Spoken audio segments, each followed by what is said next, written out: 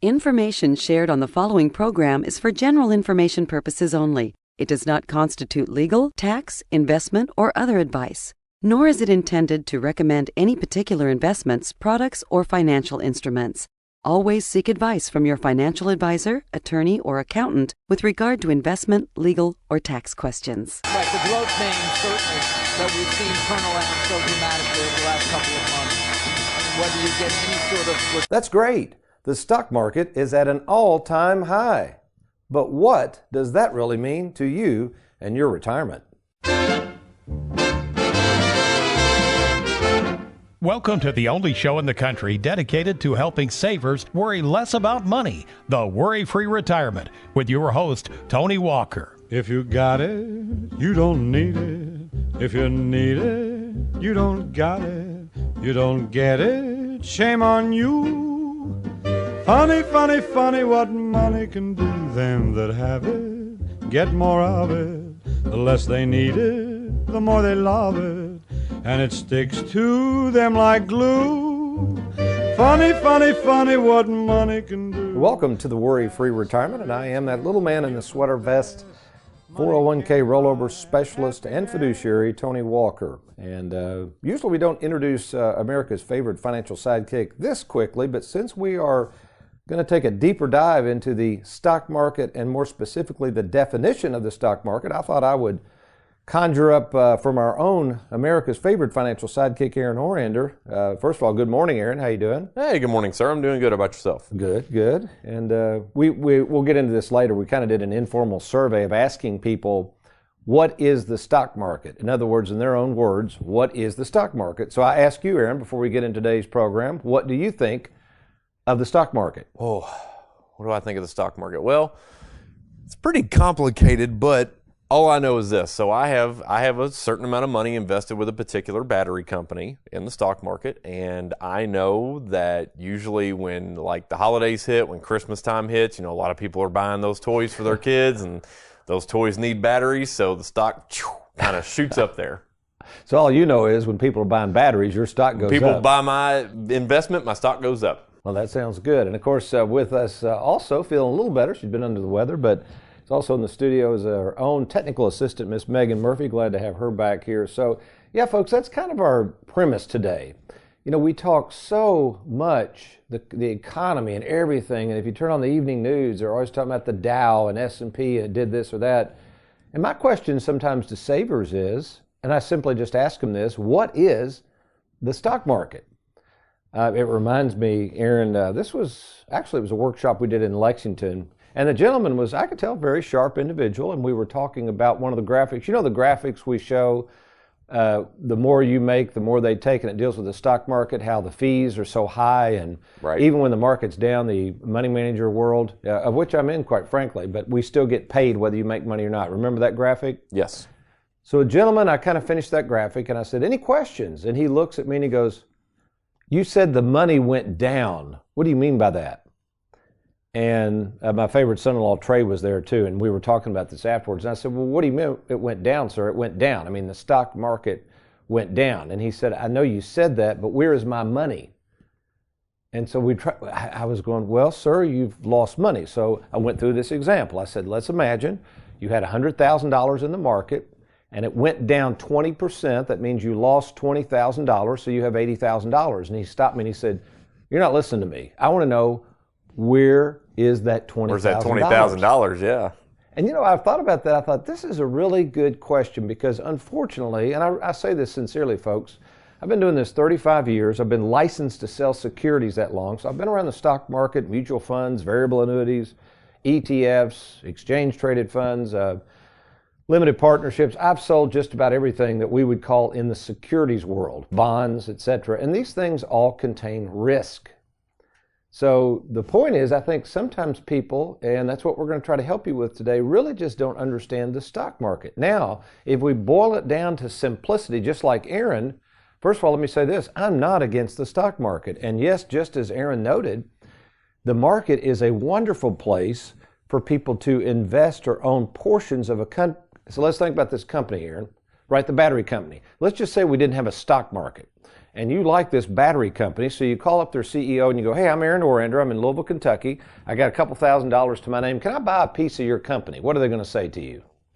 Probably not. Well, they're going to say, what are you talking about? We don't sell our company. Not we don't interested. even have a medium of exchange. We couldn't sell you stock in it if we wanted to.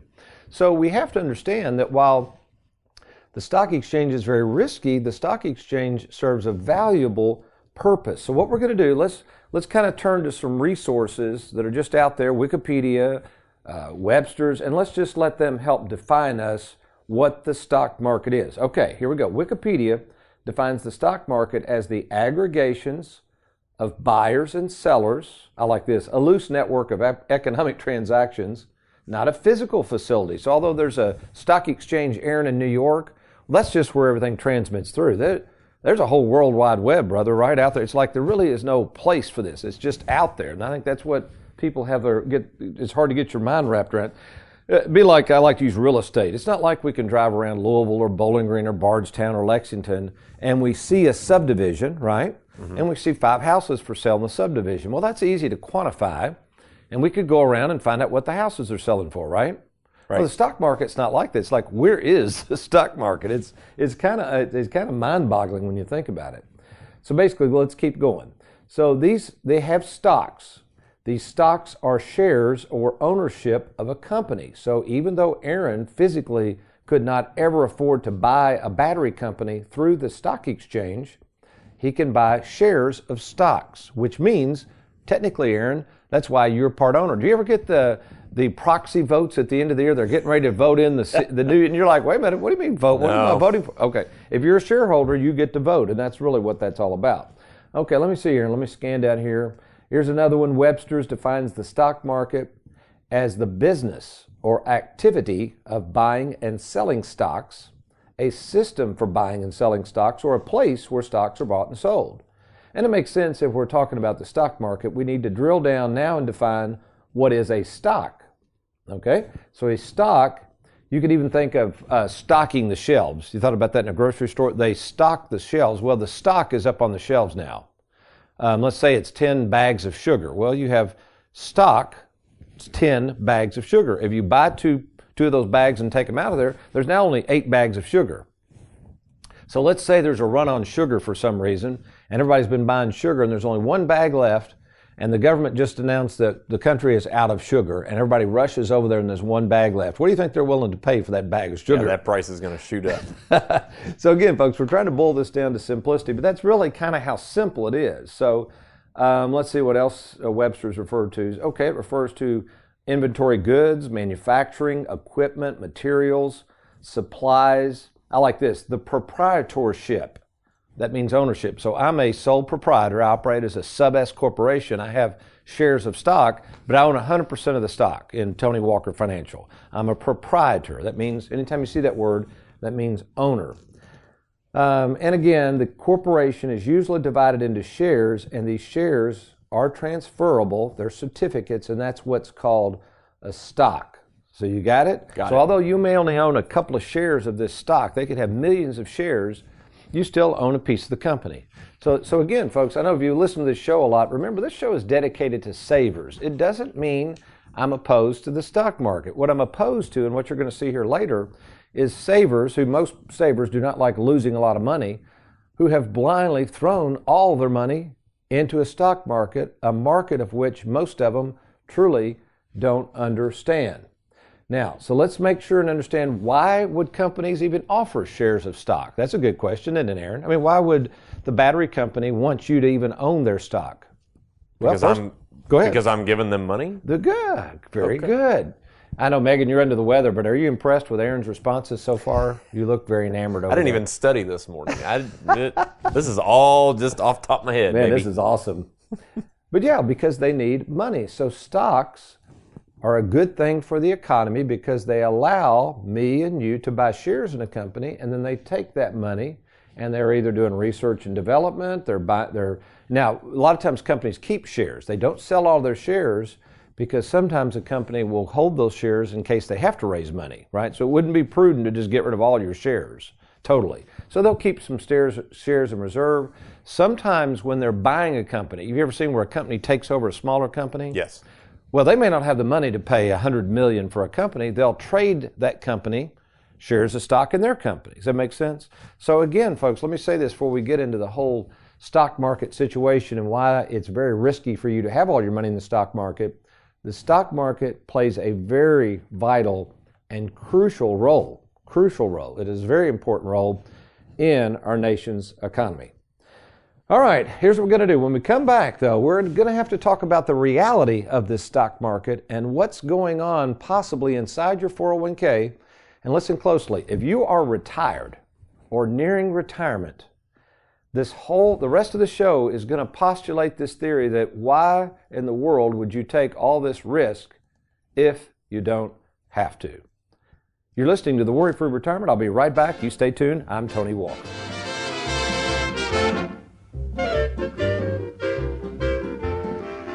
Who can you trust? It's one of the most important decisions you'll have to make. Question is, are you ready? Well, we're here to help at Tony Walker Financial. You know, we care more about you than we do your money, and we have over 2,000 happy clients and an A+ rating with the Better Business Bureau to prove it. Rolling over a 401k, confused about Social Security, maybe you're afraid of running out of money. Learn how to use and enjoy and protect your hard-earned money. Log on now to TonyWalkerFinancial.com and let's get started.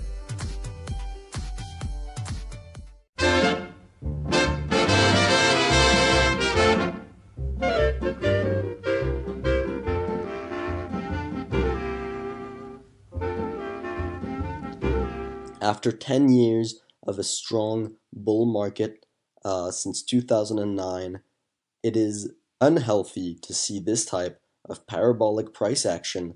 Retail investors are pouring in at the top of the bull market, and it's frankly almost hard to watch. Oh boy, that's some exciting stuff. We were playing around on the internet and picked up this, I don't know, it sounds like a robot. Does that sound like a robot to you, Target? It's in the stock market. And I'm thinking, it's about as boring as it gets. And I'm in the business, so I can understand Saber's frustration trying to even keep up with the stock market. Oh, incidentally, if you ever want to watch our TV show, The Worry-Free Retirement, we have a lot of powerful graphics to catch the listings of all the different stations we're on now. What are we on, 7 or 8 stations? We're on 8 stations now. 8 stations.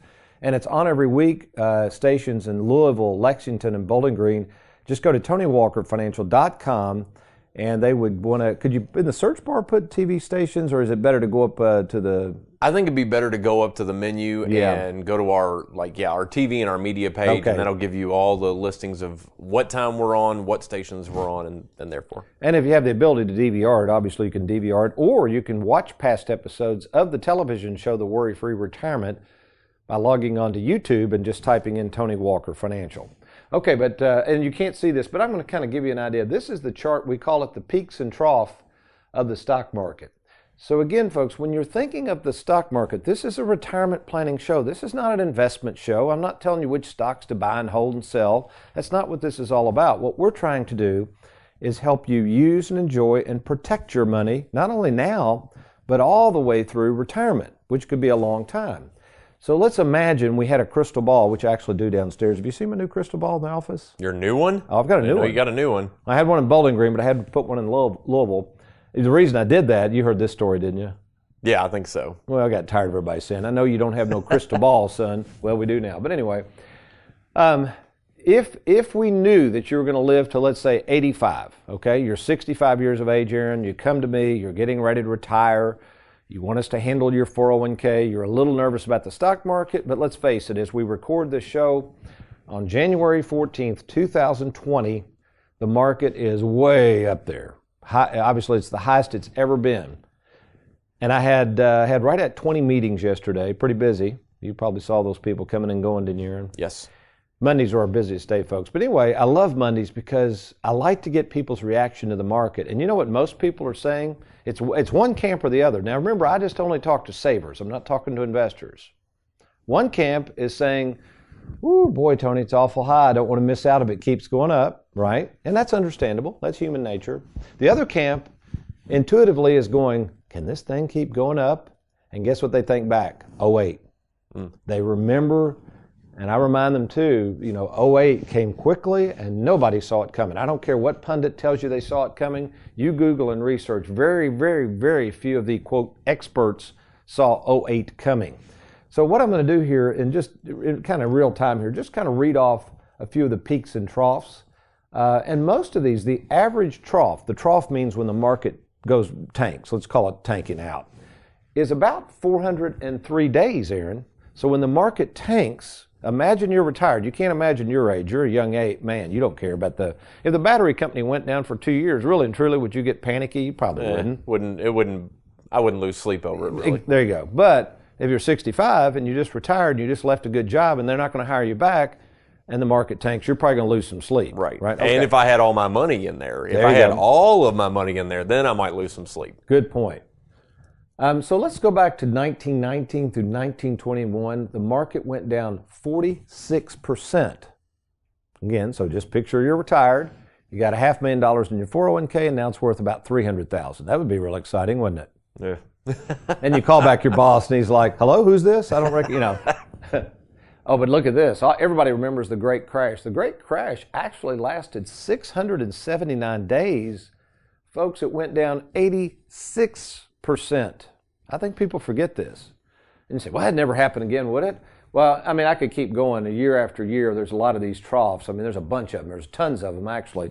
But then we fast forward to 07 through 09, went down an average of 53% for 355 days. People forget in 2000. Now, that was actually before 9/11. People say 9/11 caused the stock market. Stock market was actually going down before they flew into those Twin Towers. Did you know that? Oh, okay. So the stock market between 2000 and 2002, see, I think this was actually a more crucial period because it was down for 685 days. That's right up there with the Depression. That's a long time to be retired and watching your money plummet. And it went an average of 37%. So folks, you said, well, golly, Tony, this is all bad news. Why are you reminding me of all this? Or are you telling me I ought to bail out of the stock market? That is not what I'm saying at all. In fact, based on this radio show, we never tell anybody to buy nor sell. That is not the purpose. I'm not trying to put fear in the back of your minds. We're just trying to state reality here. Again, this is a retirement planning show. We are here to help savers worry less about money. Folks, I kind of hearken back to my granddad's days. My granddad, I know you get tired of hearing about my granddad, but it's important to hear this. Listen, he retired in 1978 with a pension, something he called mailbox money. With that mailbox money, he was armed with guaranteed lifetime income he could never outlive. My granddad never owned a stock, and Aaron, you know what? Never heard him worry about money or talk about money or lose any sleep over money, ever. Now, granted, I would argue, no problem, he didn't have a lot of money. But you know what? He just lived within his means and he enjoyed what he had. What? You mean he didn't just fill up his credit cards and go to Hawaii twice a year and, just live beyond his means? So here's the point, folks. You can make it in retirement without having all your money in the stock market. And that's why we have both camps available to you. So I'm a registered investment advisor. I'm a fiduciary. I've been exposed to the stock market for over 35 years, and I've also known and understood and used annuities. So why do we use both? Most of our clients, let's say you have a 401k and you come to us. The way we hedge our bets, so to speak, is we have something called the worry-free split IRA. And with this IRA, we have maximum flexibility and liquidity. Liquidity means you can get access to your money at any time to meet the many demands and changes that you're going to have in retirement. And through our Charles Schwab platform, if you'd like to invest some money in the stock market, we'll pick all those, we manage it all. We have a fee of only 0.8% per year. That's well below most of the other guys out there. And then with our experience and nationally recognized expertise in annuities, we couple that with the guaranteed prospects of lifetime income, or what my granddad called mailbox money. Oh, incidentally, if you've been listening to the radio show the last few weeks, by the way, you can listen to past radio shows on our podcast. Just go to SoundCloud. Is that right, Aaron? That's right. SoundCloud. They can do one of two things. They Okay. can go to SoundCloud.com and type in the Worry-Free Retirement, and that'll pull up the page. Or if they want to go to TonyWalkerFinancial.com, they just keep scrolling down until they see our awesome bobblehead. They click on that. That's going to take them straight to the page. Awesome. So, yeah, thank you for that, Aaron. What I was getting ready to say, on the previous shows, we've been talking about something called the Secure Act. Remember I was talking about that, Aaron, and RMDs and stretch IRAs are limited, blah, blah, blah. Well, one thing I didn't even address in there, and I think it's worth addressing now, is that the government for years has been concerned about the very thing we're talking about. The government is concerned that these 401k plans that are basically controlled by Wall Street, which mainly only offer stocks, bonds, mutual funds, ETFs, things that can go down. Folks, those are not guaranteed, nor do they provide guaranteed lifetime income. They cannot do it. They are now requiring and mandating that 401ks try to put within the 401ks, guess what product? Annuities. Annuities. And you say, well, why would they do annuities? I didn't think annuities were any good. Folks, annuities are wonderful tools for savers because annuities are the only, this is a fact, they are the only product that can contractually guarantee, like my granddad, that you can have money that will last the rest of your life. So if you're sitting there right now and you go, Tony, I tell you, brother, I am getting nervous about the market. I got all this money in a 401k. I got a lump sum pension offer. I recently received an inheritance. I got all this money languishing in the bank that's not working for me. I am worried about running out of money. Maybe that's you. Then why don't you log on to TonyWalkerFinancial.com. For no cost or obligation, I'll be happy to talk to you about your specific situation, lay you out a specific game plan tailored to your specific needs, goals, and concerns. TonyWalkerFinancial.com. Click on the Let's Get Started button. All right, when we come back, I'm going to share a couple things about what is really money, what is the difference between money on paper and money in your pocket, and I'm also going to describe to you what I call the 2% rule. And also, I'm going to share with you an interesting thing I heard from a gentleman who, quite frankly, has made a ton of money with one particular stock with one particular problem. You're listening to The Worry-Free Retirement. I'm Tony Walker. I'll be right back.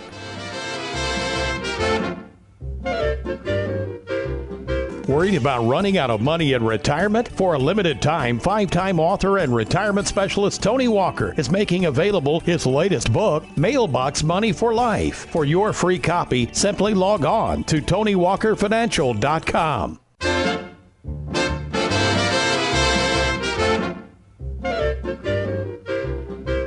Welcome back to the Worry-Free Retirement. And during the break, Aaron looked at me. That was pretty cool what you just said. Give me an example. We've been talking about what would happen if you lost 53% in the stock market in your retirement, and then your response to that. Well, yeah, we were just kind of looking at those peaks and troughs, and I just kept thinking, man, if I got my paycheck one day and it was 53% less than what I normally make, and I came to you and you said, well, we were kind of having a rough week. We had to, shut some lights off. I had to take 53% of your paycheck. But don't worry, I'll probably get it back to you in about 650 days. I'd kind of be like, wait a minute. That was an awesome analogy. I like that. So there you go, folks. I mean, you have to put this in real terms. I mean, this is your income, just as Aaron's saying about a paycheck. I mean, when you're in retirement, you need a guaranteed paycheck is really what you're doing. So, okay, we've got to watch our time. I wanted to share something. I promised you this. We had my favorite son-in-law, Trey, do an email blast. And you were part of this, Aaron. We were talking through this. And we just asked people to blindly respond. And we had several. Had some good ones. But what do you think of the stock market and how would you define it? Okay, let me blow through these real quick. Rick in Louisville said the stock market's like a family. I love this one. There's ups and downs. You got to have trust in somebody. No matter what happens, you have to stay in it for the long haul. You got to see it through to the end, good or bad. And always remember, it usually works out. Maybe not like you would have preferred, but it's your best guess, and basically life is full of gambles. That's pretty good. I like that. Calvin in E-Town says more succinctly, the stock market is the sum of multiple opinions. If there is more optimism, he puts in parentheses greed, then it goes up. If there's more pessimism, fear, it goes down. That's pretty astute. I like that. Lee in Bowling Green, Kentucky says, if the economy is good, if I buy stocks at the right time. I like this. He keeps using if. If I can afford to lose the money, if I want to believe in a hot tip, if I can see into the future and predict the future, if there's no changes to the government laws and taxes, if no military conflicts or terrorist threats. And he says, too many ifs for me. That's very good. All right, so let's keep moving. Very good stuff. Thank you for those who participated in that, by the way. What if I told you, Mr. Listener or Miss Listener out there, that I could help you put in a secure game plan that would accomplish your goals and objectives, and if all you earned on your money was 2%, or let's call it 3%, just for the fun of it, 3%. And again, listen, I could make sure that you could accomplish all your goals and objectives, earning 3%, and again, no risk. We're changing the game plan a little bit here. Would you be interested in knowing how I might do that? Aaron's nodding over to the side big time. Yes, He's like, no risk. Sign me up. Yeah, okay. Or certainly you could make 10, 12, 20%, I don't care what it is, possibly have so much money you don't know what to do with, but, listen very carefully, folks, but you die with never having to enjoy that money. Now, to me, see, that doesn't make sense. This is what you're being told to do. Through fear, the financial world has convinced you that you're going to need boatloads of money, more and more money as you get older and older. It builds in fear. And here's what I've learned over the years. Most people are afraid to spend their money. Why, Tony, are they afraid to spend their money? 2 reasons. Number 1, they don't have a written game plan. That's a shame. We can help you with that. And number 2, they don't have any mailbox money. So they know these people are smart. You're smart. You know that if you've got it all in the stock market and you start spending it all and we have a downturn, you could run out of money. So I'm going to kind of close this. So this is ridiculous, folks. So if you have a 401k plan and you're sitting there risking it, we can show you, I'm going to change it to the 3% method because I was thinking about this, Aaron. When we give somebody a written game plan, even if we're showing what's invested in the Charles Schwab platform, which this year has done really well, we only show it averaging 3% return. Now, why would I do that? Why would I not show 15 or 18%? Because that's what the market did this past year. Why would I not show that? Because that's not guaranteed. And that's not realistic either. It's not realistic, yeah. Yeah, so we try to dumb things down and make it so ultra conservative that hopefully we don't have any risk of, you assuming we'll get 10 and 12 and we get 3. So I close with this. As we think about what is money really all about, how much do you really need? Even if you make money, I'm coming out with a new book that will be released at the end of February. It deals with this very subject of how much is enough. So I met a gentleman the other day, and I won't name the stock. I'll call it Mutual of Nairobi. I'm making this up. But this actually happened. This person A buys Mutual of Nairobi stock over 20 years ago, invests less than $10,000. This is a true story, Aaron. Less than $10,000 in that stock, has gradually bought a little more. He thinks he's got about $80,000 in it. Guess what that stock is worth today? Take a guess. It's a big number. One stock. One stock? Just one stock. He's got no more than about $80,000 in it. I'll say $200,000. $750,000.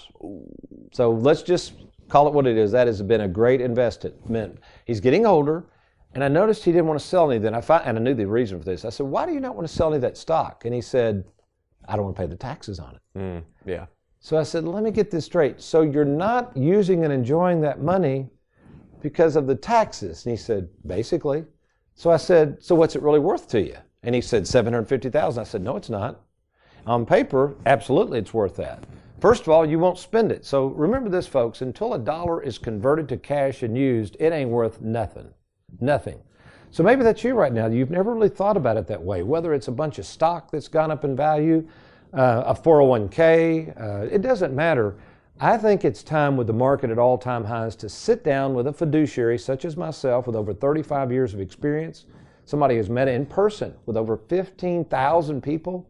Folks, I know this world very well, and I would like the opportunity to just provide you a second opinion, and if you're a saver, a way to use and enjoy and protect more of your money without the fear of running out. So take advantage of meeting with me in person. It's easy to do, and there's no cost or obligation. Just log on to TonyWalkerFinancial.com and click on that Let's Get Started button. Well, we've enjoyed being with you today. I hope this has given you a better understanding of the stock market. Next week, an interesting topic, very interesting. If you're a widower, recently divorced, been divorced, it doesn't matter. If you're single and you're dealing with the loss of a spouse in any manner, we are going to cover that show and how you can get a better handle on your money. Even if you have parents who have gone through a divorce or lost a spouse. So that's next week on the Worry-Free Retirement. You remember though, between now and next week, if all else fails, you be worry-free.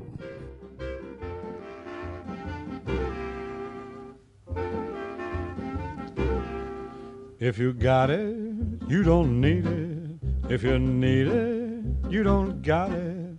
You don't get it, shame on you. Funny, funny, funny what money can do.